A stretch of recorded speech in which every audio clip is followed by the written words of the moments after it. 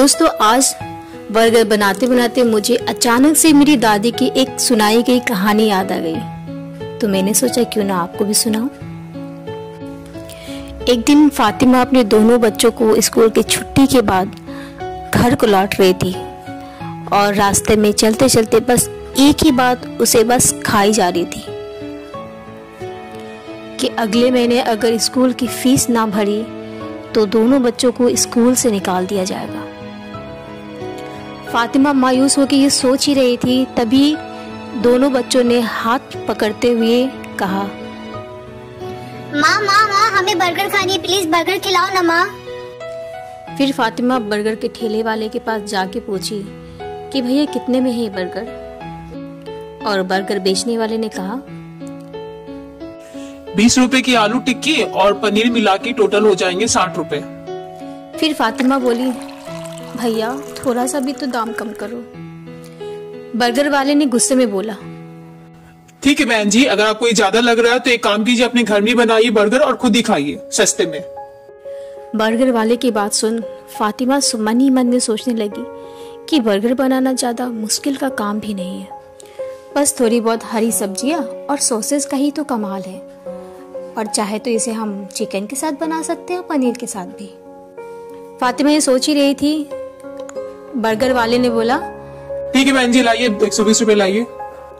फिर फातिमा ने पैसे निकाल बर्गर वाले को दिया और दोनों बच्चों को बर्गर खिलाया। फातिमा के दिमाग में ये बात घर कर गई थी कि बर्गर वो भी बना सकती है और बर्गर बना के शायद वो कुछ पैसे कमा ले और घर चलाने में अपने शौहर की मदद भी कर सकती है, क्योंकि उसका शौहर एक गरीब मजदूर था और घर भी बहुत मुश्किल से चलता था। घर पहुंचते ही फातिमा ने अपने शौहर हामिद और सास से अपने दिल की बात बताई। तभी सास गुस्से में आग बबूला होकर बोली, लो अब महारानी ठेले में बर्गर बेचेगी और घर का काम कौन करेगा, और ठेला चलाने के लिए पैसे कहाँ से लाएंगे। हामिद फातिमा का साथ देते हुए कहा, माँ, फातिमा ने जो भी सोचा है बिल्कुल सही सोचा है, शायद उससे हमारे घर की हालात थोड़े सुधर जाएं। और वैसे मेरा एक दोस्त है जो जमींदार से ठेला किराए में दिला देगा, और जैसे जैसे हमारी आमदनी होगी हम ठेले वाले को उसके पैसे भी लौटा देंगे। और फिर क्या था, कुछ दिनों के बाद फातिमा ने अपना खुद का बर्गर का ठेला खोल ही लिया।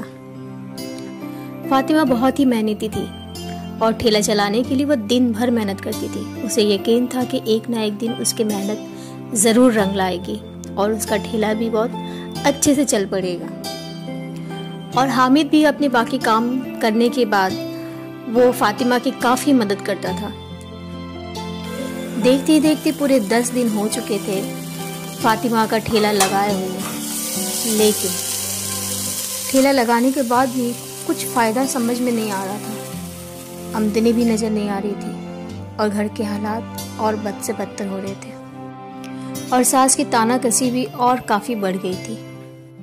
लो, आज भी बर्गर नहीं बिका और आज भी हमें खाने के बदले ये बर्गर ही खाना पड़ेगा।